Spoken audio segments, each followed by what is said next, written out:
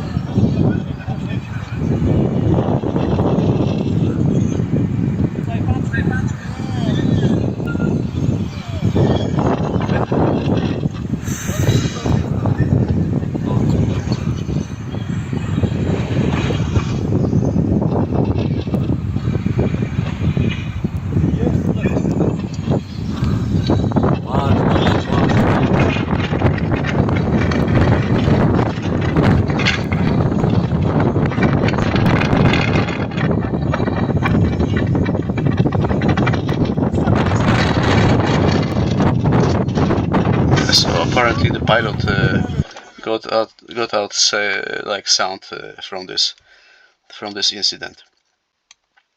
So we don't know how it all started, but he's the only one guy flying, which is not always a sign of something, but sometimes it is.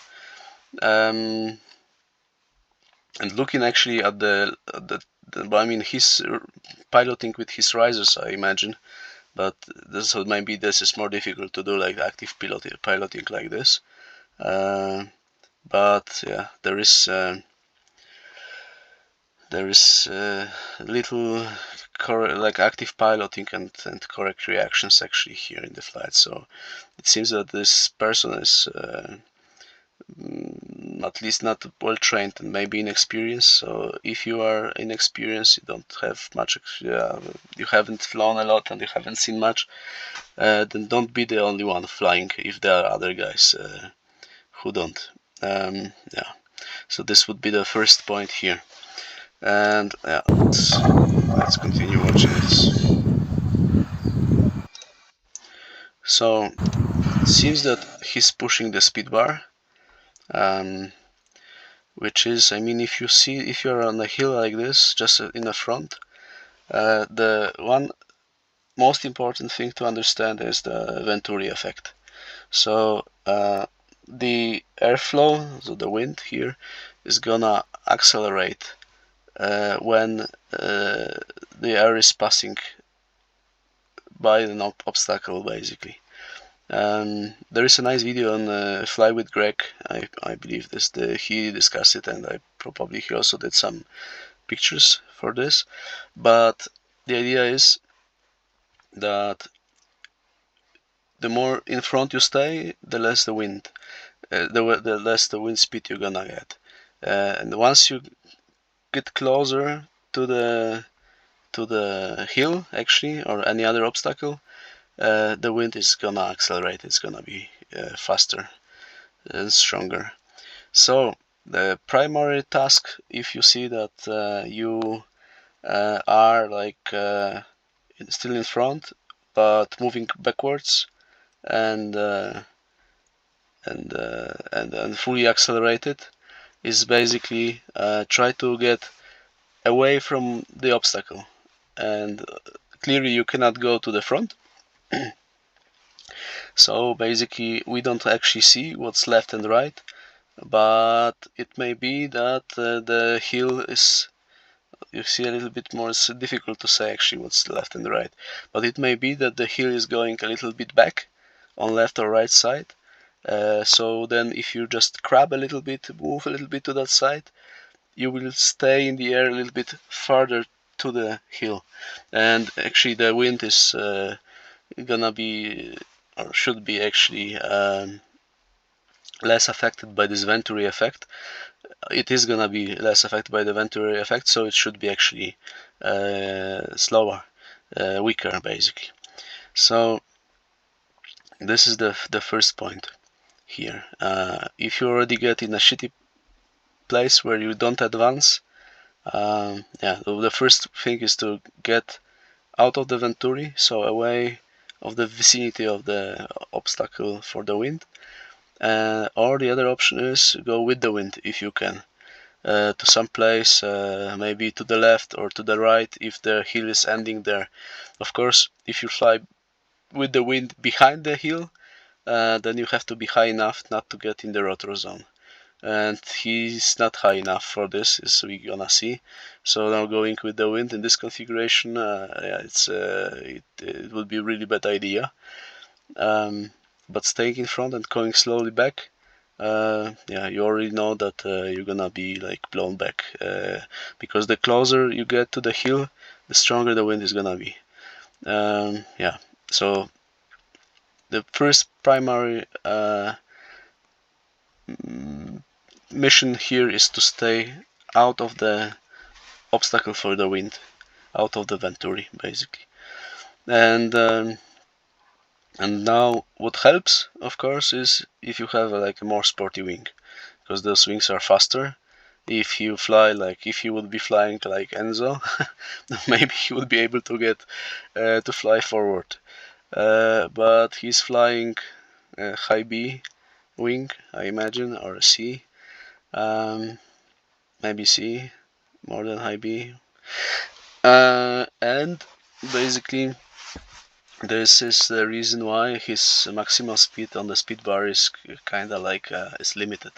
But this wing is probably still because this is like a compromise. I mean, there is no compromise. I mean, you don't fly a wing that you don't master perfectly, and don't master perfectly means basically that you are quick enough and you are trained on SIV in active piloting. If you get in this type of wings, and you are quick enough to be able to actually catch the wing shooting forward, basically, so you don't never see the wing in front of you.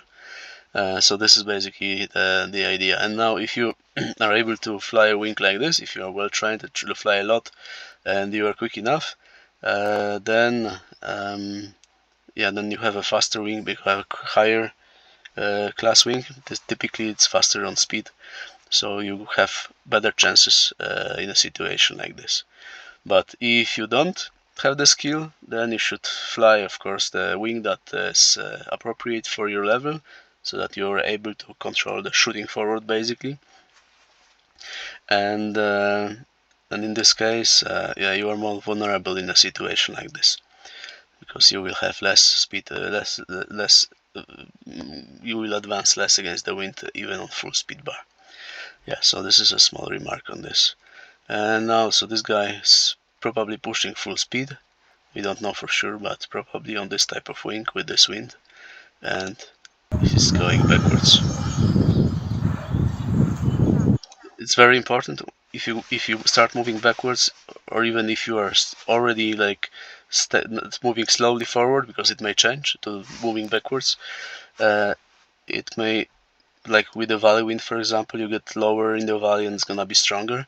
So it's very important to look behind you and already have a plan what you do actually when you're gonna actually move behind you. And yeah, and so it's about obstacles. You know, there are guys, I know personally a person who in a strong wind was moving backwards and got into the power lines and got burned badly. So yeah, so basically this is very important, that you are aware of what's behind you and you choose your path accordingly. So I mean, you're looking forward, but from time to time you look behind, or you choose your path going backwards, so that actually you stay the safest you can. And if you are already in a situation like this, and of course you try to avoid the lee, but there are physical limits on what you can do. So looking back for the obstacles is extremely important. Yeah. So this is now he's moving up, and it's hard to say. Up, basically, typically the wind is stronger the higher you are, but also you get a little bit less of this venturi. But the problem is actually that you are now above you're getting up and back, so you get just directly above the hill. This is actually where the wind is gonna be the strongest. Yeah, and then once you start like this, then it's only gonna be worse because the wind is faster there. You're the strongest venturi actually over the obstacle, so it's gonna be only worse. And now it starts to be turbulent because once you get in the zone, a little bit behind. Here is actually over. We don't see actually what's in front of this, but we see the air starts to get very turbulent. It's still laminar. Now he pulls ears. This is a mistake because I mean it is a mistake because if you are on a full speed bar and you're pulling your ears, or let's say in general the sequence is you pull the ears and then you pull speed bar, because like this you risk actually a collapse if you pull ears while on speed bar. But this is a special situation, so let's say okay, he's doing this because he was already on full speed bar anyway. And so first you're risking a collapse basically. This is the bad aspect of this, and the second is, and this is the most important actually, you are slower. So whenever you put like big ears or ears anyway, you're gonna get slower. So this is working against you in this situation, because you want to avoid getting back, avoid getting flying behind the hill. And and this is actually, so this is gonna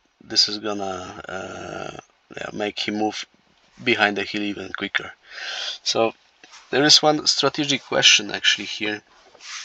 If you are like this actually and you know you are low, but you are getting back, and you look left and right, and there is no, like this hill is there on the left and right side, so it's not that you grab away left or right and you're gonna get away from the hill in the front. And you see actually that it's only getting worse.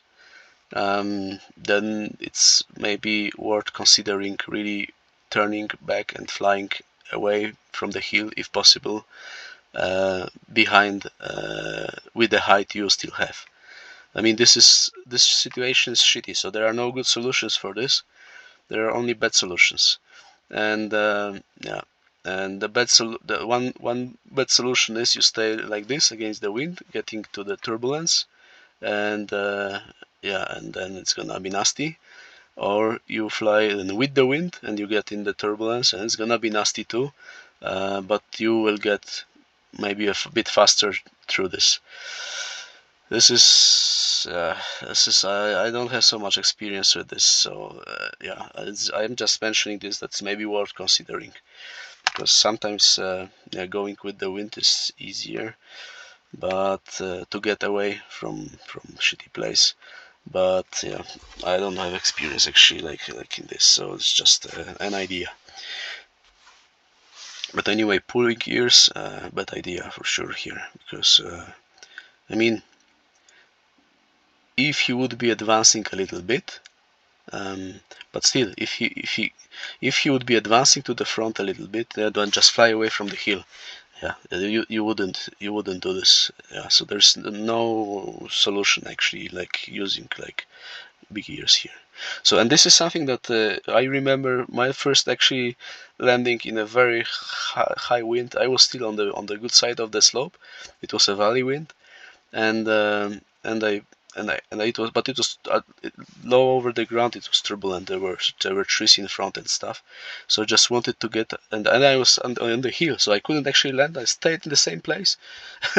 I stayed without the speed. I stayed the same place and the same altitude, and was just being crashed by, I mean, not the turbulence like this, but like visible turbulence. Like, so I just wanted to land, I pulled the ears and I got without the speed, and I got surprised, but I started actually to move backwards, and then I pulled the and then I pushed the speed bar, and that was pretty comfortable, like a lift, kind of like, where you just I just descended vertically down and landed, so that was pretty cool. But had the wind been a little bit stronger, then it wouldn't be so funny actually, because yeah, it would be dangerous. So this is actually sometimes you need to have a luck a little bit like this. Yeah. Anyway, so let's continue.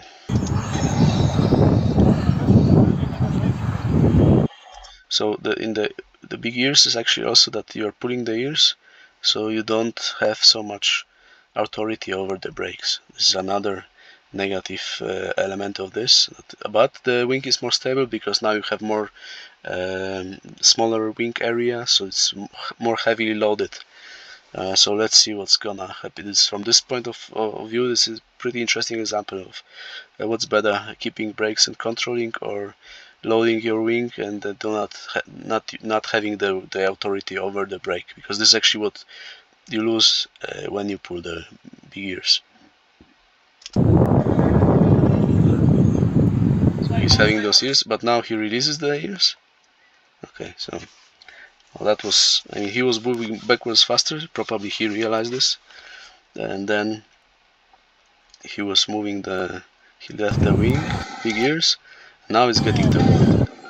So now he's already like, it's hard to say because we don't see it, but he has to be a little bit already like behind where it gets, so in the rotors basically, it's the beginning of the rotor, and it gets nasty. And this is the moment where the truth about your SIV skills come out. So basically, yeah, have you done enough SIV? Are you current or not? And this is what we're gonna see here. So now it's moving, but actually, yeah. So now you see actually, so the wing is behind and he's braking, and the wing is starting to deform. So actually, yeah, you may easily stall a wing like this, and you see his feet; they are over his head, and this is actually, if you're not trained, if you haven't done a lot of SIV and maybe a little bit of acro, then this position, just this position, is gonna fully, I mean, he's being thrown in the air already for a moment, so he's probably freaking out, but just this position, from my personal experience, if you're not trained, is just gonna freak you out totally, basically. And now, so he was braking a little bit in the wrong moment, but somehow luckily he didn't stall the wing, but he left the brakes on the left side, and there's still this turbulence, so the wing shoot it, and hard to say, it was just releasing the brakes or the turbulence, probably. Yeah, maybe the wing was starting to stall, maybe it's possible, and then he released it and shoot it, or maybe it was a mix with the turbulence, hard to say. But anyway, now the wing is in front of you and he's not braking, so he has no basic SIV skill, kinda like. And I mean, this is a special situation also because you are under a lot of stress. So yeah, but if you do a lot of SIV, then I mean, at least I was always scared at the beginning, so I was stressed, like I was freaking out on my SIV. So you get used to this, and then you have actually less stress in situations like this, because you're kind of like used to being thrown around. And so, but taking this into account, there is no braking, and this actually should be like a really hard braking now. And without the braking, you get a collapse. And so now the wing has folded, the line in the tension is lost, so now if you are unlucky, you get a cravat, and if you have no SIV skill, it means a spiral to the ground, and yeah, serious damage to your body, or maybe even death, basically, at that altitude. At that altitude, because it's pretty low, so not sure if the reserve would work. But anyway, but this guy, he's lucky because his wing reopens, and yeah, that's pretty lucky. And because this wing is already like high aspect ratio wing, if that would be a low B wing, then the chance of getting like a cravat is much lower. But since this is like a high BC wing, then if you lose tension in the lines, the chance of getting a cravat is much higher.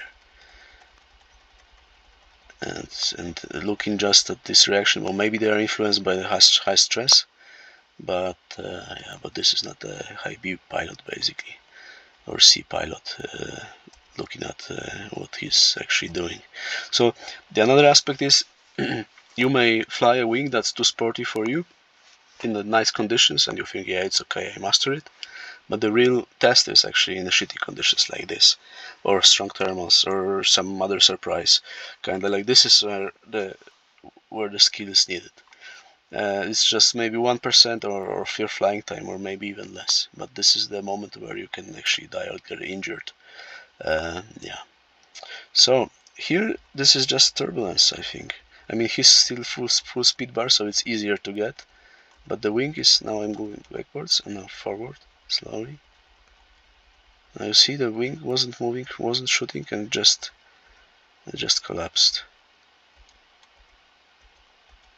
Yeah, it's a turbulence. It's a lot of turbulence, the air is moving a lot. Now he's getting twisted probably, because now he's half twisted.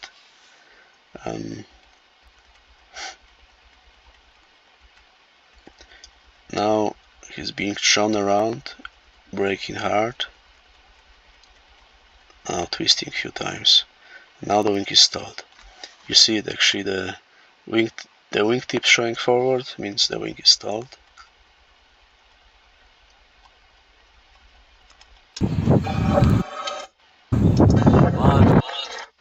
Not anymore. Now stalled again. Actually spinned. So now he stalled just the right side again. This is actually, so you're being shown around basically like this. There may be some basic reflex like trying to support yourself with the hand. This is what I used to do. Well, I still, this still happens. But and actually, if you do this, then yeah, then you may just spin. And this reflex is unconscious reaction. Like, you know, you're gonna fall on your back and you're gonna support yourself, and you have a brake in your hand. You spin your wing.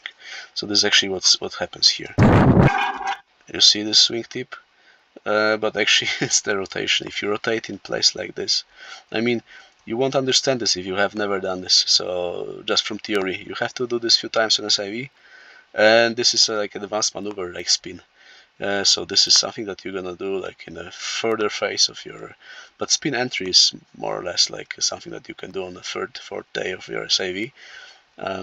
But spin is a complex maneuver because you need to master stall actually to safely exit the spin.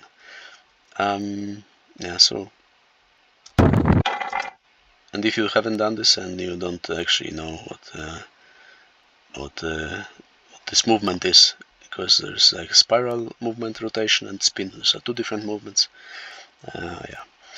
Anyway, now he chose the reserve, you see, and so he's been moving a lot, and he chose the reserve in a correct direction, because actually the right direction to throw the reserve is against the rotation, so that you know the reserve is not moving with you but against you, so that actually you're gonna pull the lines more and then it's gonna open more quickly. But for some reason it doesn't open, and the reasons actually I don't want to speculate because I don't know. Actually I asked just now the guy on the if he knows what has actually happened, but either there are some, it was badly packed. I've seen reserves like this where, you know, the lines are put in like in the wrong place, and they're just basically blocking the opening, blocking the parachute going out of the container. And yeah, I don't have experience. And the other option is that it has never been repacked. It's been there for many years and it's just sticking together, because it's actually what happens if this nylon sits there for a long time. There are forces being developed between them and just sticking together. So I don't know, but those are the two options basically that you may have, and voila, now you need the reserve and it doesn't work. So yeah, it's always good to have someone knowledgeable like packing the reserve, and it's not complicated. There are, for each reserve has its own manual on packing, but you need common sense and some basic understanding of what you're doing. There are classes actually that teach you packing reserve, so either you send it to pack or you learn how to pack it and you do it on your own, but you have to do it like basically it's the official timing is every 6 months you should repack your reserve, so to assure quick opening. Yeah, and this is a big problem. If that would fully open before he would hit the ground is another question, because he's pretty low. But I mean, if you lost control like this, and he clearly lost control, he's in a spin, then neutral reserve, whatever the height. This is the correct reaction to this. But it doesn't open. This is just, I mean, the lines, they left the container, but it didn't open. It didn't. Hard to say if the shoot is still. It has to be still in the container, I imagine. It's crazy, but it happened.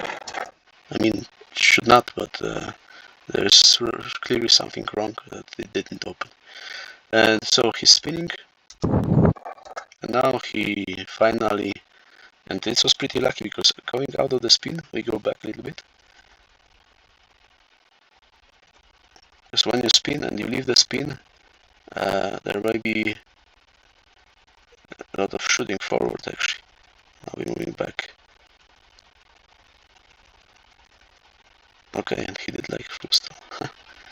Crazy. Okay, so now we see. Now he's spinning. Now he's braking the other side. I mean, this is the correct actually exit of the spin by going to backfly, but I imagine this is just pure luck in his case. So now the wing is stalled, and he's in backfly, flyback, and now he is going out of the stall. The wing is shooting forward. He's braking, not really. So he's really lucky actually again. He didn't get a collapse, another collapse. Because he doesn't get another collapse. Yeah. And then he lands somewhere there in the trees over there. Yeah, this is extremely lucky. Because would this happen a little bit later? So the wing would shoot, and he would have like a huge pendulum movement to the front, and maybe in the ground or a tree or something, and this is a lot of energy. So it's